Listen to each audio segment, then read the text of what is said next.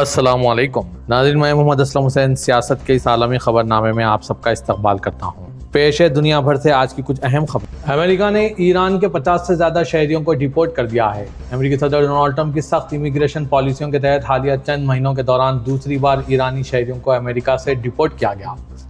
Media reports کے مطابق ایرانی وزارت خارجہ نے اس بات کی تصدیق کی ہے، تاہم امریکہ سے واپس بھیجے گئے کسی بھی ایرانی شہری کی شناخت عام نہیں کی گئی ہے اور نہ ہی یہ بتایا گیا ہے کہ ان کی واپسی کب ہوگی۔ میڈیا رپورٹس کے مطابق ایرانی وزارت خارجہ کے ترجمان اسماعیل بقائی نے کہا ہے کہ 50 سے 55 ایرانی شہریوں کی وطن واپسی ہوگی۔ انہوں نے امریکہ کی غیر ملکی شہریوں بالخصوص ایرانیوں کے ساتھ نسل پرستانہ اقدامات کی سخت مذمت کی۔ انہوں نے مزید کہا کہ یہ اقدامات سیاسی محرکات پر مبنی ہیں اور امیگریشن مخالف پالیسیاں انسانی حقوق قوانین سے متصادم ہیں۔ واضح کہ گزشتہ دنوں بی بی سی کی رپورٹ میں بتایا گیا تھا کہ امریکی حکام 50 سے زیادہ ایرانیوں کو ڈیپورٹ کرنے کا منصوبہ بنا رہے ہیں اور یہ کارروائی 48 گھنٹوں کے اندر کی جائے گی۔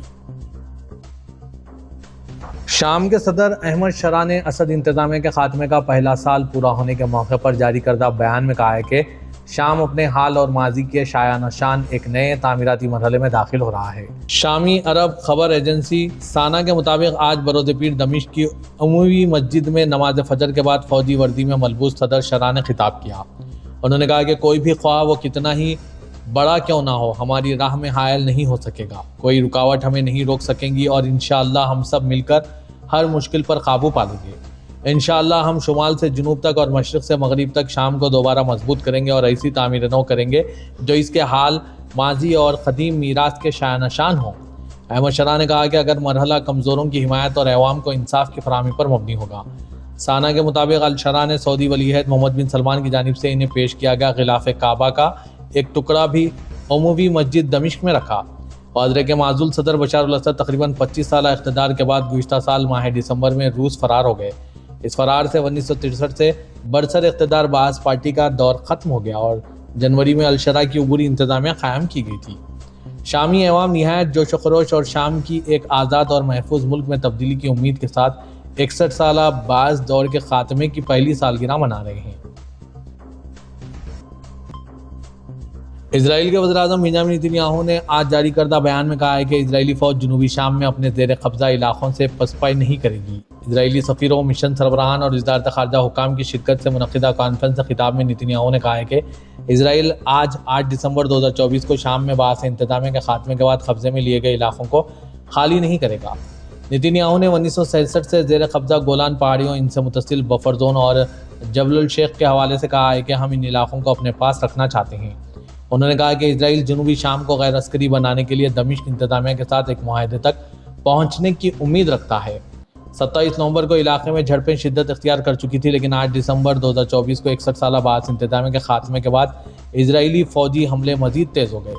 اسرائیل نے شامی افواج کا چھوڑا ہوا عسکری بنیادی ڈھانچہ تباہ کرنا شروع کر دیا اور شام کی گولان پہاڑیوں پر قبضے کو مزید پھیلا دیا۔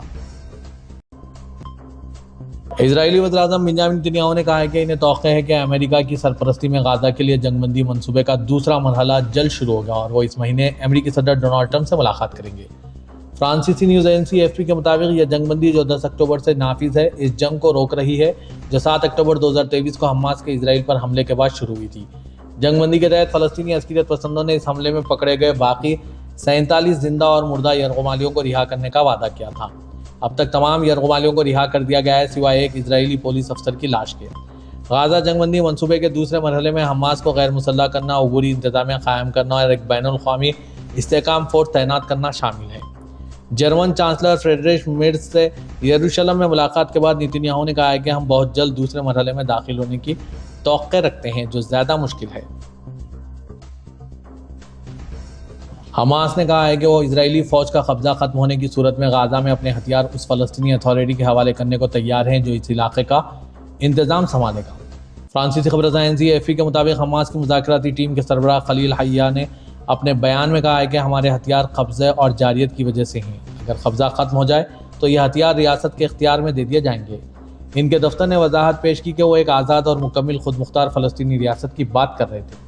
خلیل الحیا نے مزید کہا کہ ہم اقوام متحدہ کی فورسز کی تعیناتی کو قبول کرتے ہیں جو سرحدوں کی نگرانی کریں اور جنگ بندی پر عمل کروائیں، تاہم انہوں نے ایسی بین الاقوامی فورس کو مسترد کیا جس کا مقصد حماس کو غیر مسلح کرنا ہو۔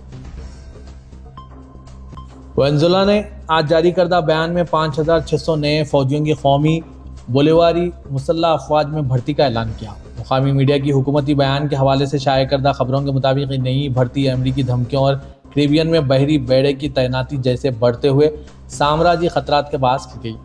حال ہی میں امریکہ نے لاطینی امریکہ میں فوجی کارروائیوں میں اضافہ کر دیا اور وینزویلا کے ساحلوں پر نیول دستے، جنگی بحری جہاز، لڑاکا طیارے، بمبار طیارے، آبدوزیں اور ڈرون متعین کر دیے۔ بیان میں افواج کو وینزویلا کے استحکام، امن، سلامتی اور مستقبل کے لیے ریڑھ کی ہڈی قرار دیا گیا اور کہا گیا ہے کہ نئے بھرتی کیے گئے فوجیوں نے صدر نیکولس مادورو کے سامنے وفاداری کا حلف لیا۔ جاپان حکومت نے ملک بھر میں مصنوعی ذہانت کے استعمال کو بڑھانے کے لیے ایک مسودہ منصوبہ جاری کیا۔ منصوبے کا مقصد AI کے استعمال کو ابتدا میں آبادی کے 50% تک بڑھانا اور بالآخر 80% تک پہنچانا ہے۔ جیجی پریس کے مطابق آج پیش کیا گیا یہ مسودہ بل جاپان کی اپنی AI ٹیکنالوجی کی ترقی کی خاطر AI کے استعمال میں اضافے کی اہمیت پر زور دیتا ہے۔ منصوبے کا ایک اور مقصد تحقیق و ترقی کی حمایت کے لیے نجی شعبے سے تقریباً 1 کھرب یعنی تقریباً $6.5 ارب سرمایہ کاری حاصل کرنا ہے۔ حکومت سال کے آخر تک کابینہ اجلاس میں اس پروگرام کی منظوری دینے کا ارادہ رکھتی ہے۔ امریکہ کے صدر ڈونلڈ ٹرمپ نے نیٹ فلکس کی جانب سے ہالی ووڈ اسٹوڈیو کی بڑی کمپنی وارنر بروس کو خریدنے کی کوشش پر تبصرہ کرتے ہوئے کہا ہے کہ اسٹریمنگ پلیٹ فارم کے پاس پہلے ہی مارکیٹ کا بہت بڑا شیئر ہے اور یہ ایک مسئلہ بن سکتا ہے۔ خبر رساں NCAFP کے مطابق امریکی صدر ڈونلڈ ٹرمپ نے کہا ہے کہ میں اس فیصلے میں شامل ہوں گا۔ کینیڈی سینٹر آنرز میں ایوارڈز کی تقریب میں آتے ہوئے امریکی صدر نے اس معاہدے کے حوالے سے گفتگو کی جس میں نیٹ فلکس لگ بھگ $83 ارب میں وارنر بروس کو خرید رہا ہے۔ اس معاہدے پر ہالی ووڈ کے بڑے ناموں نے خدشات ظاہر کیے اور مسابقتی حوالوں سے بھی تحفظات سامنے آئے ہیں۔ امریکی صدر ڈونلڈ ٹرمپ نے نیٹ فلکس کے شریک CEO ٹیڈ سرینڈوس کی تعریف بھی کی جو حال ہی میں وائٹ ہاؤس آئے تھے۔ امریکی صدر نے کہا کہ اس نے فلموں کی تاریخ میں سب سے بڑا کام کیا۔ اگر اپنی موجودہ شکل میں یہ معاہدہ مکمل ہو گیا تو نیٹ فلکس مسابقتی streaming plate form HBO Max اور وارنر بروس اسٹوڈیو کا مالک بن جائے گا۔ اس کمپنی نے دہائیوں کی تاریخ میں کاسابلانکا اور سٹیزن کین سمیت کئی کلاسک فلمیں بنائیں اور ماضی قریب میں باربی جیسے بلاک بسٹر سنیما کو دیے۔ امریکی صدر ڈونلڈ ٹرمپ نے کہا ہے کہ انہیں یوکرینی صدر زیلنسکی سے تھوڑی سی مایوسی ہوئی ہے کیونکہ انہوں نے روس کے ساتھ جنگ ختم کرنے کے منصوبے پر ابھی تک سنجیدگی سے غور نہیں کیا۔ خبر رساں ادارے AFP کے مطابق ڈونلڈ ٹرمپ نے کینیڈی سینٹر آنرز کی ریڈ کارپیٹ تقریب میں صحافیوں کے سوال کے جواب میں کہا ہے کہ تو ہم صدر پوٹن سے بات کر رہے ہیں اور ہم یوکرینی رہنماؤں سے بھی بات کر رہے ہیں جن میں صدر زیلنسکی بھی شامل ہے، اور مجھے کہنا پڑتا ہے کہ مجھے تھوڑی سی مایوسی ہوئی ہے کہ صدر زیلنسکی نے ابھی تک اس تجویز کو نہیں پڑھا۔ چند گھنٹے پہلے تک یہی صورتحال تھی۔ امریکی اور یوکرینی حکام بشمول زیلنسکی کے درمیان کئی روز تک جاری رہنے والے مذاکرات گزشتہ روز نمایاں پیش رفت کے بغیر ختم ہوئے، حالانکہ زیلنسکی نے حقیقی امن کے لیے مزید بات چیت جاری رکھنے کا عزم ظاہر کیا ہے۔ یوکرین پر روس کے میزائل اب بھی برس رہے ہیں۔ جنگ کو 2 سال سے زیادہ ہو چکے ہیں لیکن امریکہ سے آئی ایک خبر نے روس کو جشن منانے کا موقع دے دیا۔ امریکی صدر ڈونلڈ ٹرمپ نے ایک بار پھر ثابت کر دیا ہے کہ پوٹن کے لیے ان کے دل میں نہ صرف سافٹ کارنر ہے بلکہ ایک خاص جگہ بھی ہے۔ ٹرمپ نے امریکہ کی نئی نیشنل سیکورٹی اسٹریٹجی جاری کی۔ اس میں سب سے حیران کرنے والی بات یہ ہے کہ روس کو اب امریکہ کے لیے براہ راست خطرہ ڈائریکٹ تھریٹ نہیں مانا گیا ہے۔ یہ فیصلہ اوباما اور جو بائیڈن انتظامیہ کی پالیسیوں سے 180 ڈگری کا یو ٹرن ہے۔ دوسری طرف کرملن یعنی روسی صدارتی محل نے ٹرمپ کے اس دستاویز کا خیر مقدم کیا ہے اور کہا ہے کہ ٹرمپ کی دنیا کو دیکھنے کی نظر پوٹن کی سوچ سے کافی ملتی جلتی ہے۔ ایران میں حجاب خوانین کی خلاف ورزی پر کارروائی کی گئی۔ یہ کارروائی جزیرہ کش میں منعقدہ میراتھن مقابلے میں خواتین کی بغیر حجاب شرکت کے معاملے میں کی گئی ہے۔ میراتھن کے منتظمین کو گرفتار کر لیا گیا۔ میڈیا رپورٹس کے مطابق 2 افراد کو گرفتار کیا گیا۔ ان میں سے ایک کش فری زون سے وابستہ عہدیدار ہیں جبکہ دوسرا پرائیویٹ کمپنی کا ملازم ہے۔ میراتھن کا انعقاد گزشتہ روز ہوا تھا۔ اس میں ہزاروں خواتین اور مرد نے الگ الگ زمروں میں حصہ لیا۔ تاہم سوشل میڈیا پر وائرل ہوئی کچھ تصویروں میں کچھ خواتین کو ٹی شرٹس میں بغیر حجاب کے دوڑتے دیکھا گیا جس پر مختلف حلقوں سے سخت رد عمل کا اظہار کیا گیا۔ میڈیا رپورٹس کے مطابق واقعے کی تحقیقات کی جا رہی ہے۔ منتظمین سے پوچھ تاچھ کی جا رہی ہے۔ خواتین کی جانب سے حجاب کے تقاضوں کی خلاف ورزی کے باوجود یہ مقابلہ کس طرح منعقد ہوا۔ واضح ہے کہ ایران میں عوامی مقامات پر حجاب قانونی طور پر لازمی ہے اور اس کی خلاف ورزی کرنے پر کارروائی معمول کی بات ہے۔ سعودی ولی عہد و شہزادہ محمد بن سلمان بن عبدالعزیز آل سعود سے فرانسیسی صدر ایمانوئل میکرون نے ٹیلی فون پر رابطہ کیا۔ سعودی پریس ایجنسی کے مطابق گفتگو کے دوران خطے اور بین الاقوامی صورتحال کا جائزہ لیا گیا۔ دونوں رہنماؤں نے امن و استحکام کے حصول کے لیے کی جانے والی کوششوں پر بھی تبادلہ خیال کیا۔ سعودی عرب اور فرانس کے درمیان دو طرفہ تعلقات اور متعدد شعبوں میں جاری تعاون پر بھی بات چیت کی گئی اور باہمی دلچسپی کے کئی موضوعات پر بھی گفتگو ہوئی ہے۔ سعودی میوزیم کمیشن نے جدہ تاریخہ میں واقع باب البنت کی عمارت اور جو البلاد کے نام سے معروف ہے، اس میں ریڈ سی میوزیم کا افتتاح کیا۔ نائب گورنر مکہ مکرمہ ریجن شہزادہ سعود بن مشال بن عبدالعزیز اور وزیر ثقافت شہزادہ بدر بن عبداللہ بن فرحان کی موجودگی میں میوزیم کا افتتاح انجام دیا گیا۔ ایس پی اے کے مطابق افتتاح کے موقع پر شاہی خاندان کے دیگر افراد اور مختلف اداروں کے ذمہ داران بھی موجود تھے۔ ریڈ سی میوزیم عالمی معیار کے مطابق بنایا گیا۔ افتتاحی تقریب میں مختلف پروگرام بھی پیش کیے گئے، جس میں سلک روڈ گروپ کا ریڈ سی علاقہ کا متنوع موسیقی کا پروگرام شامل تھا۔ سعودی وزیر ثقافت شہزادہ بدر بن عبداللہ بن فرحان نے کہا کہ ریڈ سی میوزیم تخلیقی صلاحیتوں کے لیے ایک پلیٹ فارم کی حیثیت رکھتا ہے جو ثقافت اور تہذیبیوں کا عکاس ہے۔ جدہ میں منعقد ہوا ریڈ سی انٹرنیشنل فلم فیسٹیول کے 5ویں ایڈیشن میں بالی ووڈ لیجنڈ اداکارہ ریکھا نے خصوصی شرکت کی۔ واضح ہے کہ ریڈ سی انٹرنیشنل فلم فیسٹیول میں کئی ایک بالی ووڈ اور ہالی ووڈ کے اداکار اور اداکارائیں نے حصہ لیا ہے۔ سعودی عرب میں گزشتہ روز ایشوریہ رائے بچن نے بھی ریڈ سی انٹرنیشنل فلم فیسٹیول میں شرکت کی تھی۔ پاکستان کے آرمی چیف و chief of defence forces Asim Munir نے کہا ہے کہ طالبان رجم کو واضح پیغام دیا گیا ہے کہ ان کے پاس فتنہ خوراک یا پاکستان میں سے کسی ایک کا انتخاب کرنے کے علاوہ کوئی آپشن نہیں۔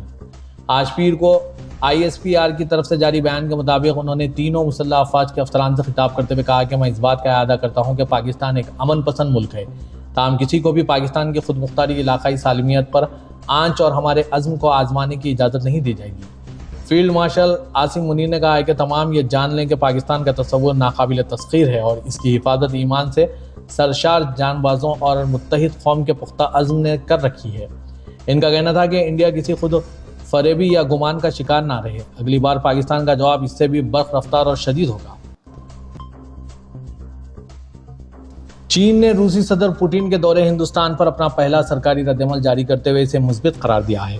بیجنگ نے کہا کہ ہندوستان، چین اور روس گلوبل ساؤتھ کی بڑی آوازیں ہیں اور ان کے درمیان مضبوط تعلقات نہ صرف ان کے اپنے مفاد میں ہیں بلکہ ایشیا اور دنیا میں امن و استحکام کے لیے بھی ضروری ہے۔